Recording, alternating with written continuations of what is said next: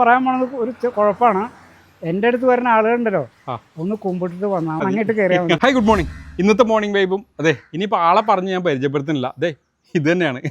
അപ്പോൾ അച്ഛാ, ഈ പെഡലാന്തസ് കഴിഞ്ഞ കൊല്ലം നമ്മൾ വീഡിയോ ചെയ്യുമ്പോൾ ഈ വലിപ്പമില്ലല്ലോ. പെഡലാന്തസേ മോൻ വിചാരിക്കുന്ന മാതിരി അല്ലാതെ വളരെ സ്ലോ ആയിട്ട് ഗ്രോത്ത് വരുന്ന ഒരു സാധനമാണ്. പിന്നെ ഒന്ന് ഇതിപ്പോൾ എന്നോട് പലരും വരാറുണ്ട്, ഇത് കടക്കാൻ വളരെ ബുദ്ധിമുട്ടുണ്ട്, കുറച്ച് വെട്ടിക്കൂടെയെന്ന്. അതിന് ഞാൻ കൈ വയ്ക്കില്ല, തൊടില്ല. മാത്രമല്ല, ഇനി ഞാൻ പറയാൻ പോണത് ഒരു കുഴപ്പമാണ്. എൻ്റെ അടുത്ത് വരുന്ന ആളുകളുണ്ടല്ലോ, ഒന്ന് കുമ്പിട്ടിട്ട് വന്നാൽ മതി. അത് കറക്റ്റ്, പഴയ കാലത്തെ വീട് പോലെ ഒന്ന് വണങ്ങിയിട്ട് കയറിയാൽ മതി. അതിന് വേണ്ടിയിട്ടാണ് വെട്ടാതെ നിർത്തിയിരിക്കുന്നത്. അതെ അതെ അതെ, അതെന്തായാലും നന്നായി. മാത്രമല്ല പെഡലാന്തസ് ഇത്രയും സ്ലോ ഗ്രോത്ത് ആണ്, കാരണം അതിന്റെ ഒരു കെയറിലാണല്ലോ ലീഫ് വരിക. വളരെ സ്ലോവിലാണ് ഇത്രയും വലുപ്പത്തിലെത്താൻ. എനിക്ക് തോന്നുന്നു ഒരു 3.5 അടി അല്ല അല്ലേ, 3.5 അടി എന്തായാലും അല്ലേ. അപ്പോൾ അത്രയും വലുപ്പത്തിൽ ചിലപ്പോൾ എവിടെയും അങ്ങനെ കണ്ടിട്ടുണ്ടാവാൻ സാധ്യതയില്ല. സാധാരണ എനിക്ക് ബുദ്ധിമുട്ടാണ്. അതെ.